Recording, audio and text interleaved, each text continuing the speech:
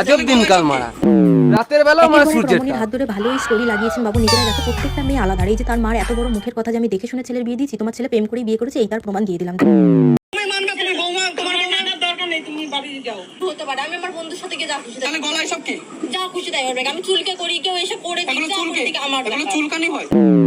আমি কে ছেলেকে বিয়ে দেবো না? আমার তো একটাই ছেলে, আমরা তো দেখে শুনেই বিয়ে দিয়েছি।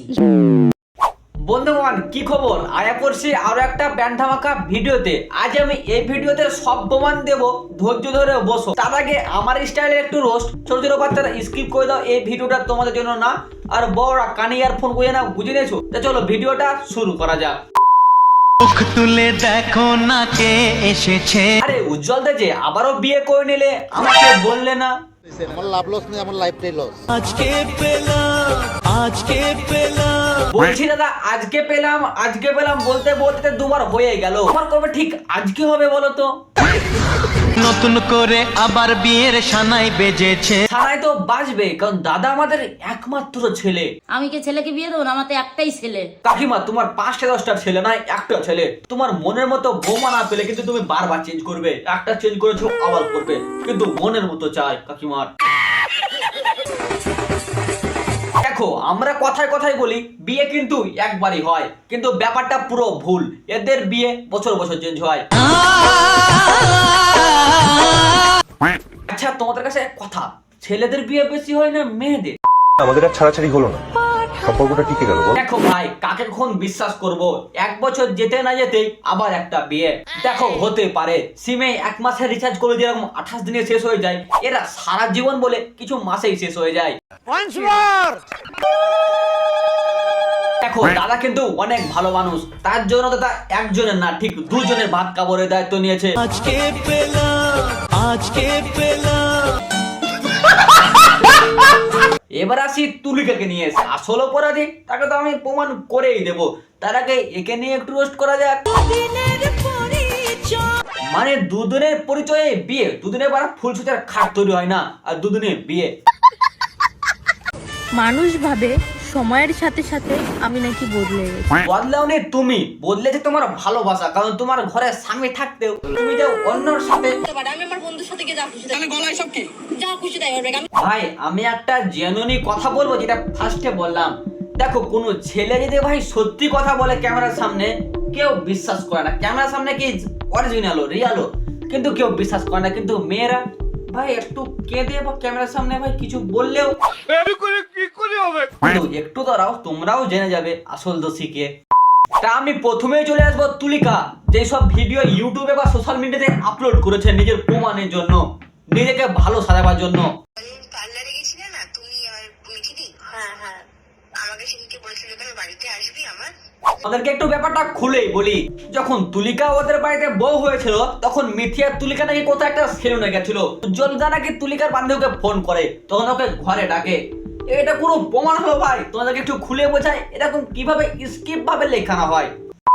আরে ধরো তোমার গার্লফ্রেন্ড আছে, আরে ধরো বন্ধু, তারপর তোমার বন্ধুকে বলো যে অডিয়েন্সের সামনে ওকে একটু খারাপ বানাবো। তোমার বন্ধুকে ভালো করে আগে বোঝাও যে হ্যাঁ তোকে আমি ফোন করব, তুই বলবে হ্যাঁ তোর গার্লফ্রেন্ড তো আমার সঙ্গে ছিল, এবং কি আমি ওর সঙ্গে ফোনে কথা বলেছি, এবং কি সব কিছুই করেছি। এবার তোমার বন্ধু তুমি ফোন করলে, হ্যালো ভাই আমার গার্লফ্রেন্ড তোর সঙ্গে গেছিল? তোমার বন্ধু বলে হ্যাঁ এসেছিল।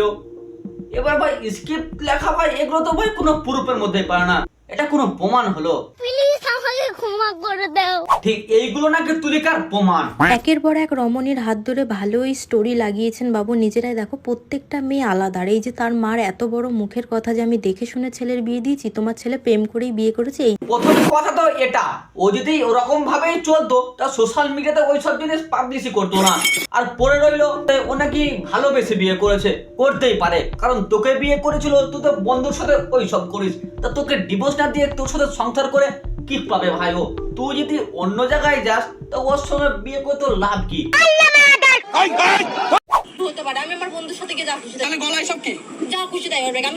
দেখো যেতে ইয়ে করে মিথিরাই ডিভোর্স দেয়, ভাই আমি বলবো ঠিক করেছে। কারণ যার স্বামীকে ভাই এইভাবে আচরণ করে, তাকে ডিভোর্স না দিয়ে তাকে কি ধূপ সুন্দর দিয়ে, তোমাদের কি ধূপ সুন্দর দিয়ে পুজো করবে?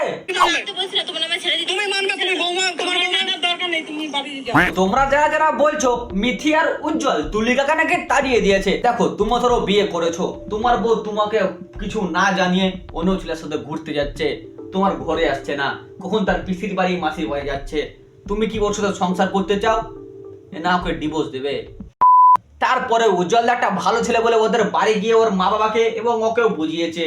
আমি তারপরও তাকে মেনে নিতে চেয়েছিলাম এবং কি তার বাড়িতেও গেছিলাম অনেকবার, যথেষ্টবার গেছি তাকে আনার জন্য, কিন্তু তার একটাই কথা, আমি তোমার সাথে সংসার করব না, আমি তোমাকে ডিভোর্স চাই। কি বিশ্বাস হচ্ছে না মুখের কথা? ও এটা তো আবার ছেলে বলছে, এটা প্রমাণ ছাড়া কথাই হবে না, কারণ ছেলের কথা পানি পানি, সত্য হলেই মিথ্যে। এবার আসি প্রুফে।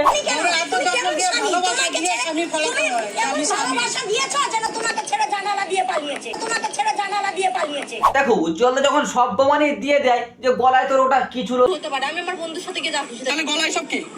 তখন সেটা নাকি অ্যালার্জি। আমার বাড়িতে একটা বছর আমার সাথে ছিল, কই আমি তো কোনোদিন দেখিনি যে তার অ্যালার্জির প্রবলেম আছে। বন্ধুবান প্রমাণ হয়ে গেল আসল দোষীকে। এবার তুলিকাকে হালকা করে দেয়া যাক, মানে চাটুন। সবার জীবনেই একে একে নতুন অধ্যায় শুরু হচ্ছে। আমার জীবনেও হয়েছিল, কিন্তু কুকুরের পেটে তো ঘি সহ্য হয় না। আর আমি আরে তুমি বললাম তো কুকুরের পেটে ঘি সহ্য হয় না। তোমরা জেনে গেলে আসল দোষী কিন্তু তুলিকা। তোমাদের মতামত কি কমেন্টে জানাও। টাটা।